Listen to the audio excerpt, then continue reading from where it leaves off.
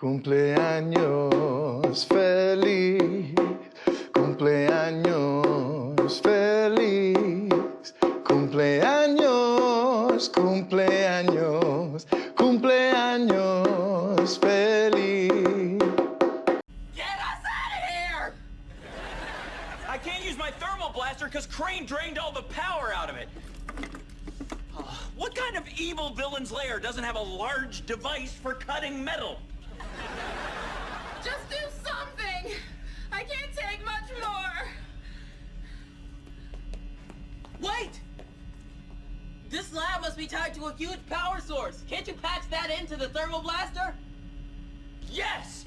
And if I reverse the polarity, it'll pull the heat from the cube and burn a hole in the door. Is that safe? I don't know. Maybe we should consult the manual before we rush into anything. Just do it!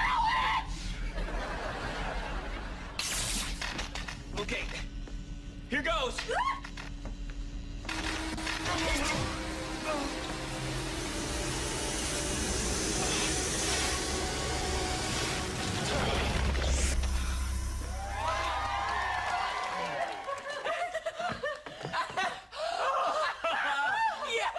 Hot.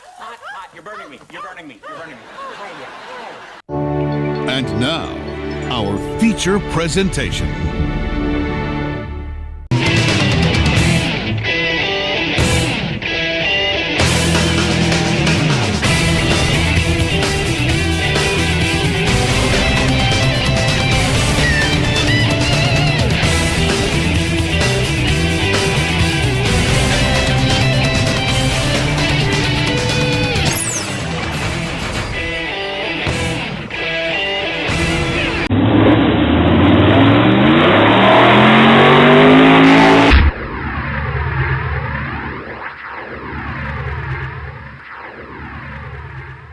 I had been putting this off all evening long after we had really a long ass day, which was even a longer ass week, but it's for the good and not for the bad. And it started off with what was a wholesome ending to what was an anticlimactic day. So we got the Amber come on,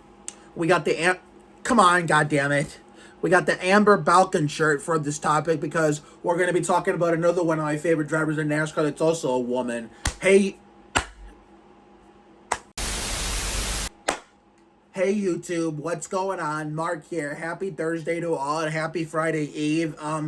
This weekend we got the warm temperatures are going to make a brief comeback. You know, tomorrow is going to be the wind up, even though everybody in the grandma is going to be at the football game, and so I'm just gonna, because if I would go out there, I'd be all by myself, considering the Sorgs and Rogersons went to the Taylor Swift concert in Miami that, they surprised, gasket blowing girl, Mila, Army Soldier Girl. Hope you guys are having a great time.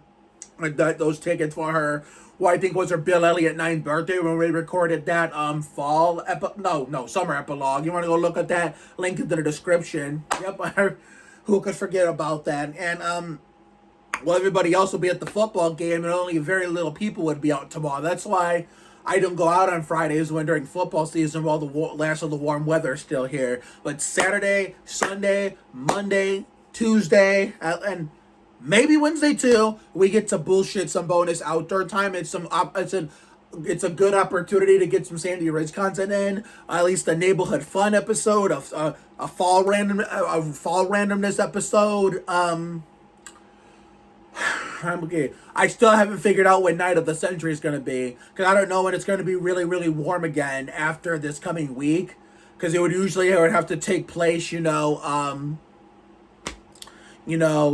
next, the first, or it's a toss-up between the first legit warm day we get next, or the one after that, which could turn out to be the last one, like in 2022, which I think was on November 4th, and it was like summer-like temperatures at the beginning of November. That's how the night of the century started, because that was an exciting night. 3 TikToks were done in one night, but only 2 made the cut for reasons I will not get into that, and I've talked about this before in past videos, but last year we could have replicated that as a Diet Light sort of version of it if it would have scheduled it a day sooner than we initially planned, because we ran into Ronnie Dunlap. We could have stayed out 5-10 minutes, maybe 15 longer to see Tyler Aliff, and get a TikTok done with him. And that we could have called it a night there, but we didn't know at the time. But at the same time, if we would have went that way, then we never would have had that encounter with him. It's like 6-7 months later, the way we did. It says like October, November, December, January, February, March, April. It went not 6-7 months. I'm an idiot. 7-8 months later, when we finally got to see him in May, which unfortunately they're not living with Jerry Springer Man and Richard Dawson lady anymore. So therefore, they were only here for a temporary, amount of time. But I made the most of it. But sometimes things happen for a reason, then that's the way they do. And sometimes they don't happen the way you want them to, the way you expect them to, or the way you plan to. So just let God figure that out, and then you might have a better time. So therefore, we'll talk about scheduling night of the century for this week, in case I have to check the weather. So if there's not any more nice, really super nice days anytime soon after this coming week, then night of the century will be this week. And we'll record it on YouTube for the first time of hopefully many, considering in 2022 and 2023 we didn't record it. Anyway, the elephant in the room. We're here to talk about, another, some more, news in the world of NASCAR involving one of my favorite drivers, which is why I'm wearing the shirt of one of my favorite ARCA driver to, commemorate, because we're talking about one of my favorite Craftsman truck drivers who sadly is leaving. Is this dramatic as JPM in 2013-14? No, because I was all about JPM. I did not feel this way about who I'm about to talk about, who I'm about to mention to you guys. So, as most of you may have known, Hailie Deegan is leaving NASCAR at the end of this year to go race in the IndyCar series now known as IndyNXT, even though I'm still going to call it IZOD IndyCar, because name changes can go burn in hell as far as I'm concerned and go jump off a bridge. So, therefore, as you all know, she was, released from her ride at AM Racing midway through the season for underperforming. And keep in mind, fanboy cap off, it wasn't the equipment. No, it wasn't. Because when Ward Burton wannabe got in the car and other people did after that, the car turned out to get better results with other drivers, and I could say the same thing about as a Ty Dillon fan of the Craftsman Truck Series this year. The moment Ty stepped out of that car to be a driver coach for Dawson Sutton shortly before colleague announced they were going to bring him aboard to replace Hemrick, who was, who was announced, colleague announced was not going to come back to the team next year, and with Stewart House closing doors, they bought the rights to the 10, and going to re and brand the 31 to the 10 for Ty Dillon. Before this all happened, Ty Dillon became his Dawson's coach, and immediately when Ty exited the car, the race without Ty in it, the car got a good finish. I know a lot of people hate the majority of the drivers I cheer for: Dillon brothers, Austin and Ty, Deegan, John Hunter Nemechek, and most of it that I can understand. I mean, Austin Dillon, I didn't, considering I spent the most money with him more than anybody else, I can understand why some people hate him and everything, but which is why it kind of makes it hard for me. It was already hard enough for me to be a fan that it already was. But then the Chevrolet Monte Carlo 400 debacle is what made it a hell of a lot worse, considering he nearly legit got his first legit Winston Cup win until Ricky Stenhouse Jr. became Recky Stenhouse Jr. But that's neither here or there. That we just swept it under the rug like it never happened, because we already we addressed that in a video. Right after the Cornfest happened in the middle of the college farewell tour. Nemechek, I can understand the hate. Let me see. Ty Dillon, yeah, I can understand the hate, because at least compared to Ty, Austin has won a Busch and Craftsman Truck Championship, has won Rookie of the Year in those series the year before those championships, won 2 crown jewels. Even if it was luck based, it actually has 5 Winston Cup wins. It actually has proven he can be a semi decent driver, depending on what kind of cars in terms of setup that RCR gives them, in terms of how fast of a car RCR as a whole team brings. Ty, has only shown teeny bits of flashes of brilliance. Because keep in mind, one example was as a rookie in 2017, he was 20 laps away from winning the MBNA Platinum 400, legit on speed, as a crazy upset victory. And which turned out to be Jimmy's last win in the Winston Cup before that Pocono crash changed everything forever, and ended that whole ass dynasty with Jimmy and Chad Canal. So therefore, he could have won the Firecracker 400 in 2017 if not for the 2 subsequent cautions and red flags that relegated him to a 16th place finish, which sure as hell didn't feel like it. There were some type races where he tried strategy to win. I remember, that first of 2 Pocono races in one weekend during the COVID year. Like the first Pocono race, he had done some strategy, trying, hopefully, hoping, the cards would fall his way to see if he would win. He could get the win. I mean, that didn't work out, but I think he was able to start at the front, based on the metric systems, and because of the pandemic, there's no practice in qualifying. So I think he was able to start towards the front where Austin was. I don't even remember anymore. But all I can remember is in that COVID year, during that one Darlington race, one of those COVID races that really just wasn't supposed to happen, and that blue hump day car, he led the opening 7-8 laps of that race. And, me, I was having fun with it. So, therefore, but, he could have won the Pepsi Firecracker 400 in 2019 had we gone back green, finished it Sunday night, considering his brother was, a lightning delay away from winning that race until wrecking himself off Clint Boyer and taking out everybody except for like Justin Hailie, his brother, and a few other cars. And then Kurt Busch came to the pits to what was supposed to be the one to go signal. Then that's when this lightning started coming in the area. Ty was in the top 5. I have a feeling that they restarted the race and finished it under the lights Sunday night, going into Monday overnight.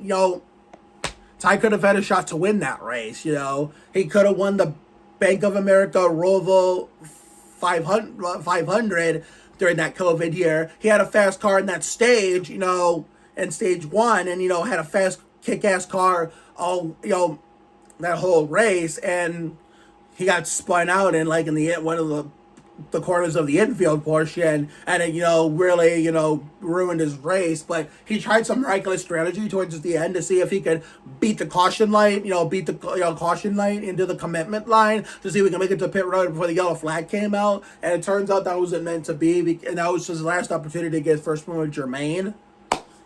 So, yeah, I can understand why a lot of people don't like Ty. Very few people do hate Gregson, but he's more of a fan favorite. I mean, he does have some haters, but Zane Smith is probably one of my only drivers that, and even Daniel Hemrick, that I can't think of any haters. And probably some people don't care for him anyway, but I've never seen people hate them to the levels of Austin, John Hunter, Ty, those guys. But Hailie Deegan, yeah, I mean, I can see why a lot of people don't like her either, because, she was doing good in ARCA, as you all know, and, actually, to be fair, she got her first true opportunity in the K&N series, and I think it was 2019, and then that team who hired her in ARCA, the number 4 Ford Fusion, made a good choice. She nearly won the deal, that opening race at Daytona, and where Michael Self beat her out for the victory. And the fact that, I was impressed with that, her first big track in her first race, which was her first race, and the fact that she had the potential to be way better than Danica coming up through the ranks as long as she wasn't rushed. That's part of why I picked her to be my favorite when going up through the ranks. But what they should have done, in terms of her representatives, is let her stay in ARCA for another year in 2021 instead of moving her up so quickly. It's like she was rushed way too soon.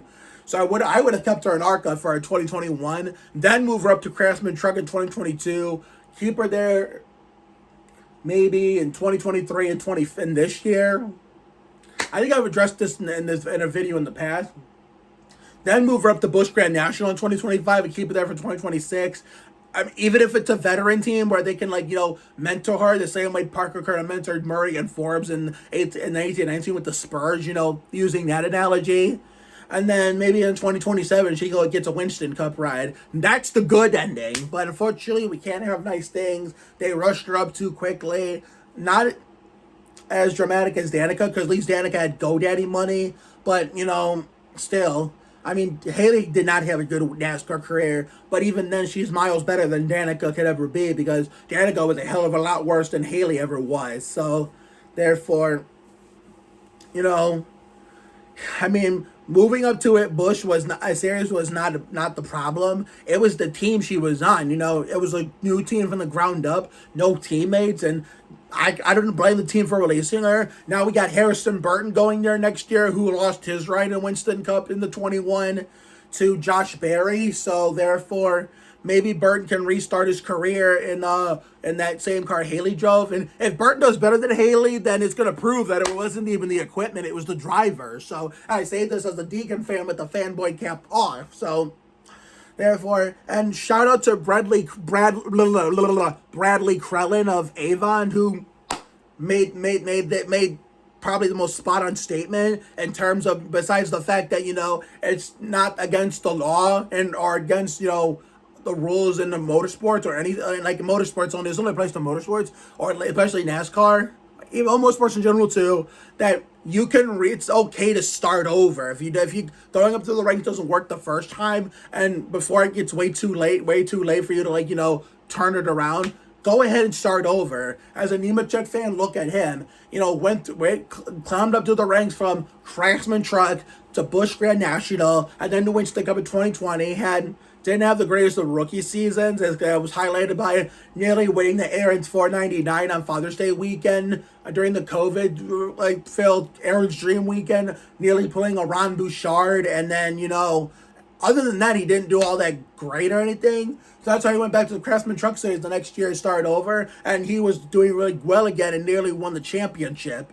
So look at John Hunter. Hailie is going to start over in the most unique way, dropping down to IndyCar, and maybe she's doing a reverse Danica, where she is going to be better at IndyCar than she ever was at NASCAR. Considering and Danica was good in IndyCar first, but sucked ass in NASCAR. Hailie wasn't all that good in NASCAR, but then going backwards back to IndyCar, maybe she'll be better there and perform well, and maybe one day she'll come back to NASCAR. So shout out to Bradley for doing the reverse, using the reverse Danica, analogy in terms of starting your racing career over. So I don't know if it's gonna go well or not. I hope I'm wrong, but I don't watch too much IndyCar, so therefore I wish her best of luck on the things I will not be watching, considering I've never cared about IndyCar, Formula One, or open wheel in general, or other racers in general. I mainly grew up a NASCAR fan first more than any other motorsport, even though I have watched IndyCar and Formula One before. But I hope I'm proven wrong, and maybe that, she could perform really, really well in IndyCar, and then for a few years after a good enough performance, will make herself worthy enough to earn her way back in NASCAR, even if it's in a lower series. Go back to the Craftsman Truck Series, to start again, but with a better team, with the actual teammates that know what the fuck they're doing and have, experience that can actually guide her through and give her a redemption arc. And then maybe go to a Busch team, after 2-3 years in trucks, maybe 2 at the maximum, 2 the minimum, 3 the maximum, and then go to Busch, and then go to a better team than AM Racing, because she was in ThorSport equipment where her teammates were contending for championships, wannabe Jeff Burton, bitch boy Ben, she got Matt Crafton, who, just like his teammate, cannot hold the candle to Jack Sprague, Ron Hornaday, Mike Skinner, Johnny Benson, Todd Bodine, all the truck legends, all those people. Yeah. He's nowhere near their level. The Crafton and bitch boy Ben are nowhere near their levels. I did like Crafton in the beginning, but that old washed up bastard has overstated his welcome. Considering he didn't even make the chase this year in trucks, so I think it's time for that old fart to hang it up. So therefore, there's my little tangent of the day of the video / the night, but or day, whatever.